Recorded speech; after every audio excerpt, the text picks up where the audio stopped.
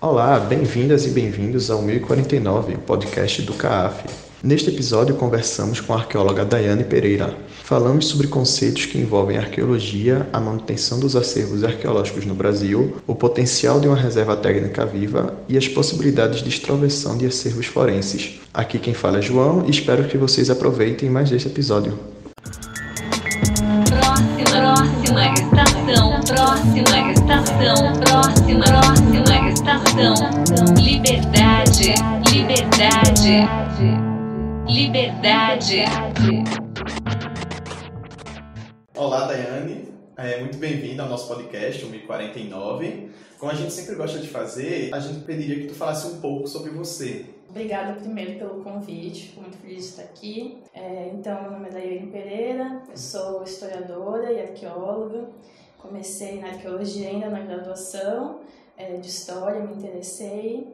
E há 10 anos eu tenho, dentro dessa minha trajetória na arqueologia, tenho pesquisado a gestão dos acervos como uma linha de pesquisa dentro da disciplina arqueológica, né? Desenvolvi algumas pesquisas, especializações, eu tenho uma especialização em arqueologia, outra em gestão de acervos, e trabalhei no mestrado e agora no doutorado, sou doutoranda do programa de pós-graduação em antropologia da Universidade Federal de Minas Gerais, também nessa linha de gestão de acervos. Então essa é a minha batalha. Então, Daiane, tem alguns conceitos que assim talvez não sejam tão claros para quem não tem essa vivência que tu tens na arqueologia.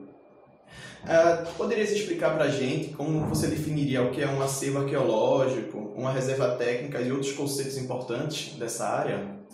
Acho que conceituar é sempre importante, né? Pensando que a gente está falando em uma linha de pesquisa. Esses conceitos, eles são, assim como essa linha de pesquisa, elas são extremamente interdisciplinares, então também é uma conversa entre a conservação, a museologia e a arqueologia. A gente pode pensar que acervos arqueológicos são conjuntos de bens, né, de interesse da arqueologia. Podem ser eles escavados ou de pesquisas ou com interesse de pesquisas, né, um acervo arqueológico doado, mas que tem potencial para ser pesquisa. Esses acervos, eles geralmente são organizados num local, então são sistematizados, salvaguardados no local. Dentro desses acervos nós podemos ter coleções. A coleção são sistematizações dentro desses acervos. Então as coleções podem ser organizadas por pesquisadores, por área geográfica, por ano. Então essas são as coleções. O lugar onde nós guardamos esses acervos, essas coleções, são conhecidos como reservas técnicas. Reservas técnicas é um nome brasileiro, existem vários outros nomes internacionais. Elas são vistas muito ainda como depósitos, então elas foram concebidas na ideia de ser um depósito, enquanto as coleções não estão sendo expostas. Elas nascem de um processo de herança de gabinetes de curiosidade, do colecionismo, e quando se cria o processo de criação dos museus, se cria a necessidade de melhorar a exposição desses acervos, dessas coleções, e com isso se cria a necessidade de um espaço de guardar esses acervos que não estavam expostos. Então se cria esses locais, e por muitos anos a gente herdou essa ideia de que reservas técnicas são lugares de depósitos. E isso se criou muito uma política de não atenção a esses acervos. Eu acredito que reserva técnica não é só um lugar, não é só um espaço, é um mecanismo. Por que eu acredito que seja um mecanismo? Porque eu acho que ele pode possibilitar a gente alcançar a musealização desses acervos. Então nós temos os acervos, nós temos as coleções, nós temos esse espaço que pode ser compreendido como reserva técnica, mas a gente tem potencial que esse espaço seja mecanismo de musealização. A musealização seria o acervo atingir uma cadeia operatória para ser musealizado. Ou seja, para ele ser musealizado, eles têm que estar salvaguardado e comunicado. Para ele estar salvaguardado, a gente tem que garantir a conservação dele física e a conservação informacional dele. Então, a gente tem que garantir que ele esteja preservado na sua fisicalidade, na sua tridimensionalidade, mas também a informação dele, né? Que não ocorra desassociações, não ocorra nenhum tipo de problema. Mas, ao mesmo tempo, se a gente não comunica esse acervo, a gente não extroverte esse acervo, que seria através de exposições, publicações, ações educativas, ações sociais com as comunidades, a gente não pode dizer que a gente conseguiu atingir essa cadeia operatória. Então, eu sou uma pessoa que se posiciona nas reservas técnicas serem mecanismos fundamentais nesse processo de musealização, que a gente pode compreender como preservação, né? A preservação do patrimônio arqueológico como um grande guarda-chuva que abarca todos esses processos em cadeia. Agora, trazendo para uma perspectiva prática de Brasil, a partir de suas experiências na área, como é que você enxerga a constituição e a manutenção desses acervos aqui no Brasil? Os acervos brasileiros, eles nascem dentro de museus já. Nós temos museus bastante antigos, né? Museu Nacional com 200 anos, Museu Guild, 150 anos. Então, as primeiras pesquisas arqueológicas, elas nascem associadas a esses museus. Então, já se constituem a partir daí. E toda a história da arqueologia brasileira nasce associada com uma guarda desses acervos em museus, grandes museus ou pequenos museus. Por muito tempo, a gente não encarou a geração desses acervos como importante para a pesquisa, né? Ele era um caminho para atingir o fim da pesquisa arqueológica, né? Então, ele era um caminho para chegar na informação que o pesquisador desejava, mas nunca foi encarado como um processo muito importante a gestão desses acervos dentro da pesquisa. Isso é muito desvalorizado ainda dentro da disciplina, mas melhorou bastante. Isso gerou diversos problemas, como a falta do registro desses processos curatoriais, a desassociação de informações. Nós temos muitos acervos sem documentação de como foram as escavações, como foram os processos de guarda, acervos que estão numa instituição, informações que estão em outro. Então, a gente ainda precisa valorizar isso. A gente passou por um agravamento dessa situação no boom da arqueologia preventiva nos anos 2000, que se a gente já tinha um histórico de não pesquisa desses acervos enquanto gestão, isso piorou muito mais porque a rapidez de geração de acervos foi incrivelmente maior. Então, a gente teve muitos acervos gerados muito rápidos e a pesquisa de gestão continuou na mesma. Pouquíssimo investimento em formação de profissional qualificado, colocar profissionais especializados nessa linha dentro das instituições para fazer a pesquisa. Pouco investimento da arqueologia, que nesse momento tinha um pouco mais de recurso financeiro, de fato foi investido para fazer gestão de acervos. Então, dinheiros, recursos financeiros de endossos institucionais não foram necessariamente empregados para a gestão desses acervos. Então, a gente cria uma coisa que dentro na área a gente chama crise dos acervos. É um movimento mundial, não é necessariamente só da arqueologia. A gente vive uma crise dos acervos que é a geração um pouquinho refletida. Se gera muito acervo, se pensa muito pouco sobre como se está gestionando isso. Então, agora a gente tem essa situação de crise, né? Muito acervo, pouca pesquisa. Mas eu encaro com bons olhos, né? Nós temos registrados, cadastrados no Brasil, cerca de 300 instituições de guarda e pesquisa no Cadastro Nacional do Instituto do Patrimônio Histórico e Artístico Nacional. E a gente teve um ganho nos últimos anos, que é o maior número de pesquisas relacionadas a essa temática. Então, antes, quando a gente contava que nós éramos uns 10 pessoas no Brasil inteiro, hoje a gente já tem cursos de graduação, mestrado, doutorado, gente produzindo isso sistematicamente. Então, somos em muitos já, pensando isso como linha de pesquisa de fato, dentro das 3 disciplinas da conservação, da arqueologia e da museologia. E nós tivemos um avanço muito grande, que é um pouquinho na criação de políticas públicas. Embora ainda falte a gente avançar mais, que eu acho que é o caminho que a gente tem que construir, são políticas públicas da preservação dos acervos, a gente já melhorou bastante com a publicação da Portaria 196 do IPHAN, que normatizou um pouquinho esses espaços de salvaguarda com critérios mínimos para a conservação desses acervos. Mais importante do que o que a portaria diz foi o efeito disso nas instituições, nos pesquisadores. Então, vindo de um órgão federal, né, normatizando isso, atentou à importância disso. Então, a gente viu na prática, já se fazem 3 anos dessa publicação, foi em 2016, a gente viu pequenas instituições buscando pesquisas, procurando a gente, procurando consultoria, procurando se aprimorar, e pesquisadores que antes não se atentavam para isso, reconhecendo a importância, colocando profissionais especializados na equipe.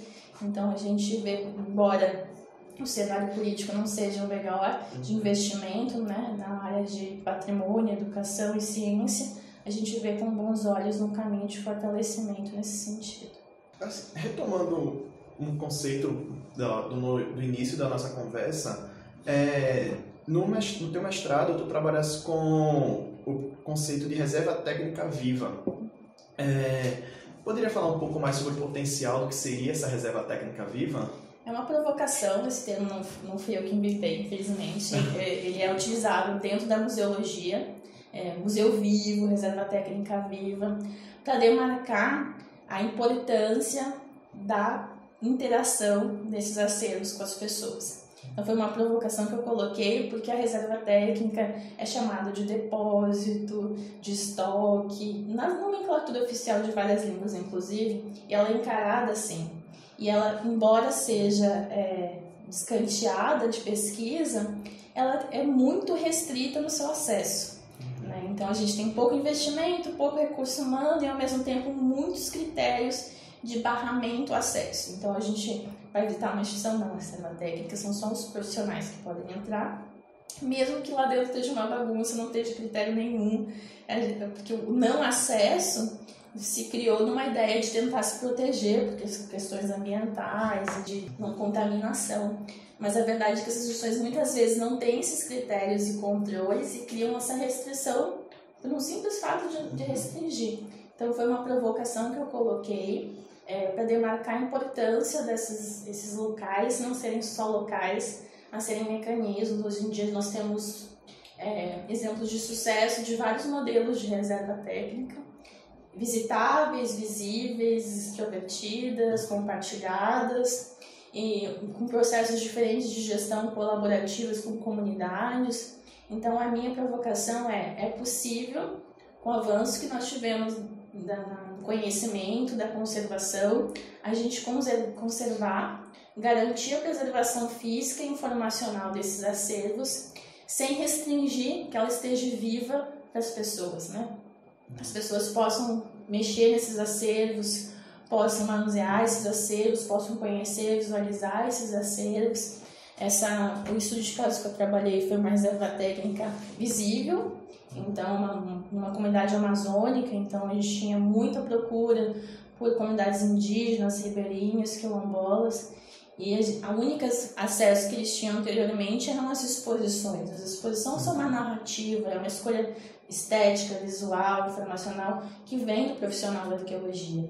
E a gente tinha isso e eles queriam ver um caco, um fragmento que, às vezes, de informacional para pesquisa científica não tinha tanto valor, mas para eles tinha um valor enorme, porque tinha saído da comunidade deles. Então, a ideia que a gente teve foi marcar a importância dessa extroversão desses acervos, que a gente tem o dado que mais de 90% dos acervos arqueológicos conhecidos estão dentro de reservas técnicas. Então, o que a gente está fazendo com esses 90%, né? Que é a grande parte. Então, foi essa a provocação. Agora, numa perspectiva de acervos que são gerados pelos trabalhos forenses, assim, a gente tem trabalhos forenses, eles têm uma parte sensível, né, de dados, às vezes dados sigilosos, dados sobre os remanescentes, mas eles acabam também trazendo para a gente a perspectiva, por exemplo, sobre a violência de Estado, violência dos direitos humanos. Na tua opinião, quais seriam as possibilidades de extroversão? A gente tem uma situação bem peculiar aqui, né? Que envolve várias questões. Primeiro, a questão de ser um acervo, fisicamente falando, um acervo sensível no sentido de que o material ósseo é um material mais sensível para a conservação. Então, a gente tem que pensar vários critérios para que a gente consiga manter essa informação física dele, a informação informacional associada a ele.